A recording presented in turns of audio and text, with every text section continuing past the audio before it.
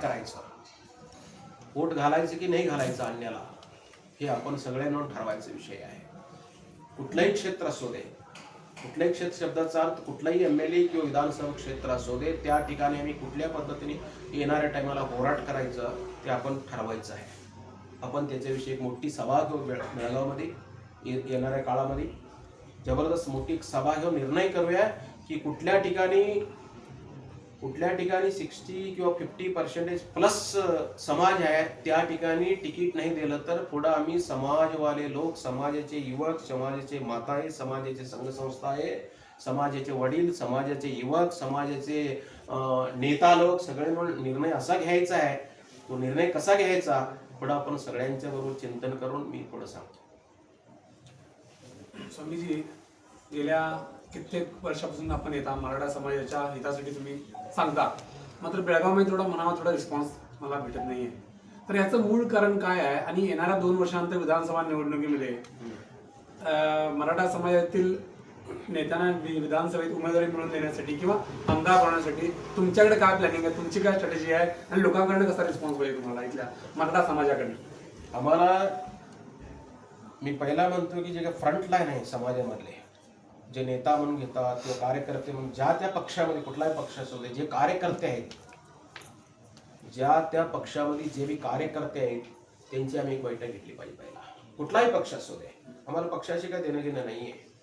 समाजाचं चिंतन करत असताना कुठलाही पक्ष असू दे, ज्या त्या पक्षामध्ये जे जे बी कार्यकर्ते आहेत, ज्यांना बळसून घेत आहेत पक्षवाले लोक, काम करून काय म्हणतात की ते यूज अँड थ्रो करत आहेत, की अशा लोकांची आम्ही एक बैठक घ्यायला पाहिजे. पहिला बैठक घेणार, पुढे येणाऱ्या काळामध्ये बैठक घेऊन त्यानंतर त्यांचे विचार आम्ही ऐकून घेणार, काय करायचं आहे, आपण सगळे मिळून एकत्र येऊन काय करायला पाहिजे असा विचार घ्यावा लागणार.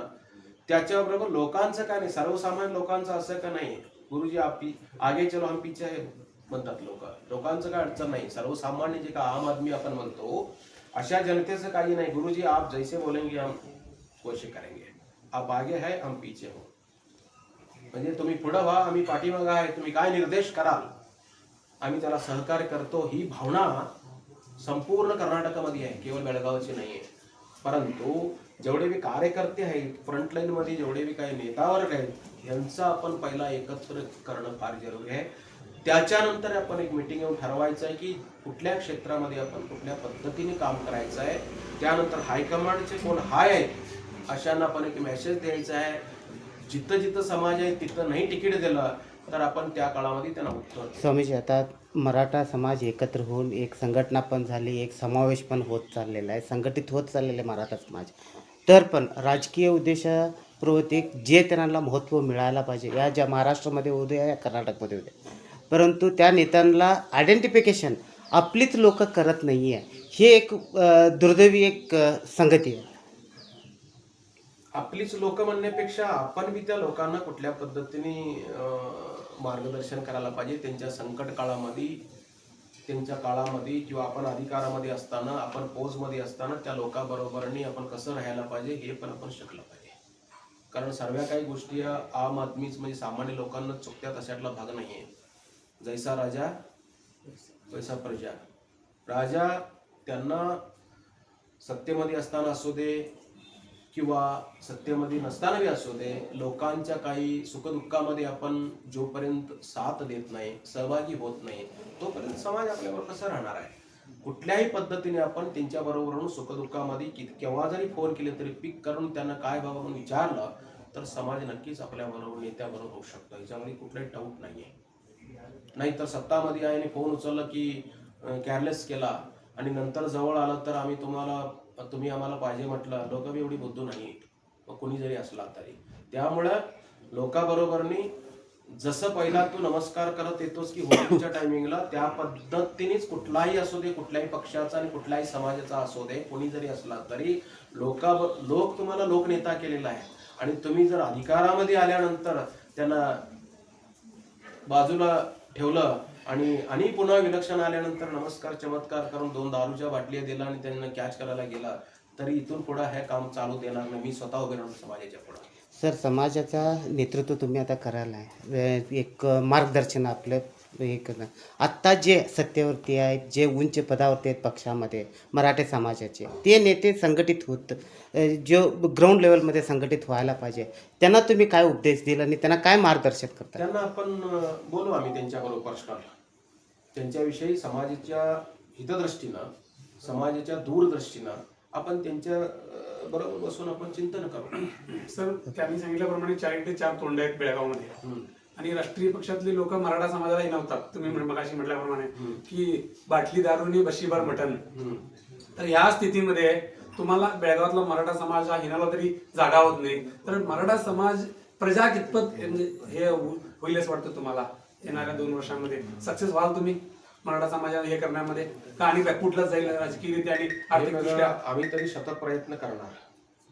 आमच्या समाजाचे युवकांना कुठं ना कुठं कुठल्याही दृष्टीनं जे काय बघण्याचा दृष्टिकोन आहे, त्यांना यूज अँड थ्रो करण्याचं जे काम चालू आहे कुठल्याही पक्षामध्ये, कुठल्याही संघटनेमध्ये इत्यादी, ते आम्ही बघत आहे सूक्ष्म दृष्टीनं कुठं कुठं काय काय चालू आहे. त्यानंतर आम्ही जिथं जिथं कान्याकोपऱ्यामध्ये म्हणण्यापेक्षा काही मिटिंग पण आपण घेत आहे, पुढून वाटचाल आपण कसं करायचं. नक्कीच आपण जर समाजाला राजकीय दृष्टीनं जर समाजाला जर ठोकरू लागला कुठलाही पक्ष, त्याचं उत्तर आपण येणाऱ्या काळामध्ये देऊ. शेवटचा प्रश्न समजे, मग कर्नाटक सरकार मराठा प्राधिकार रचना केलेला आहे. गेल्या टायमाला त्यांनी 100 कोटी अनुदान दिलेलं आहे. त्याचा खर्च अजून पण जितकं जे पाहिजे होतं तिथपर्यंत खर्च झालेला नाही आहे. ह्या वर्षी पण बजेटमध्ये तुम्ही काय निरीक्षक ठेवलेलं आहे का? ह्या प्राधिकारला अजून काय हवं आहे की जितका आपल्याला ह्या मराठा प्राधिकार एक शक्तीप्रमाणानं वाढवला पाहिजे? नक्कीच जो का प्राधिकार केलेला आहे, मागं बंबाई सरकारत असताना प्राधिकार निर्माण केलेला आहे आणि तो चांगल्यासाठीच केलेला आहे. नक्कीच त्याचं काम पण चालू आहे. गरीब लोकांना त्याचे अनेक बोर म्हणा, अनेक कार गाड्या म्हणा, त्यांच्या बिझनेससाठी ते काम देत आहेत. आणि जे काही आउट ऑफ कंट्रीसाठी जे मुलं स्टुडंट जात आहेत त्यांना 50-50 लाख रुपयेपर्यंत पण देण्याचं काम करत आहे. ह्या सेटला भाग नाही, काम एकाच वेळा सर्व गोष्टी होत्या तसा भाग नाही. सावकाश एक एक काम चालू आहे, तो का प्रश्न नाही आहे. थँक्यू. आता येणाऱ्या या निवडणुकी संदर्भात तुम्ही मराठा समाजा संदर्भात बोलला, ह्याची पूर्वजागृती कशा पद्धतीनं करण्याचा तुम्ही जरा संदेश देऊ आम्ही एक सर्व तेच म्हटलं ना, सर्व जे काही नेता लोक आहेत, जे काही ज्या त्या पार्टीमध्ये कार्यकर्ते आहेत, ज्या त्या पार्टीमध्ये जे काही कार्यकर्ते आहेत किंवा युथ कमिटी आहे, युथ लोक आहेत, ज्या बी संघसंस्था आहेत, त्यांचं सगळे मिळून आपण चिंतन करणार.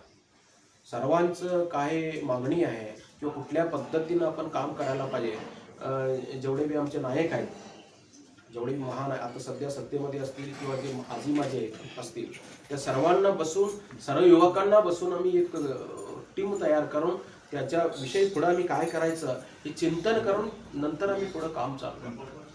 स्वामीजी, गेल्या 3-4 महिन्यापूर्वी एक सर्वे झाला हिंदू मराठा कुणबी. तर त्या सर्वेमध्ये मराठा समाजाचा एक असा होता की ज्याने हिंदू ठळक उल्लेख केला होता, बाकीचे इतर समाज ते हिंदू लिहिण्यामध्ये कमी पडले होते.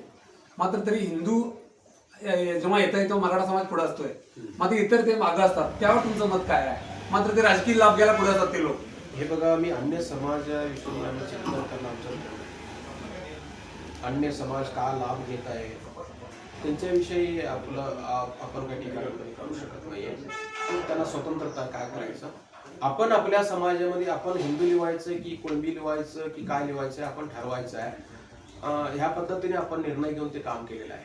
कारण आपला हा समाज आहे उदात्त समाज आहे, उदार समाज आहे. या समाजाचा इतिहास असा आहे की केव्हा पण धर्माविषयी, नीतीविषयी, न्यायाविषयी, सत्तेविषयी म्हणजे सत्ता नाही सत्याविषयी केव्हा पण हा समाज प्राण द्यायला पण मागं राहिलेला नाही. त्यामुळे अन्य समाजाची तुलना ह्या समाजाला मी तर करू शकत नाही.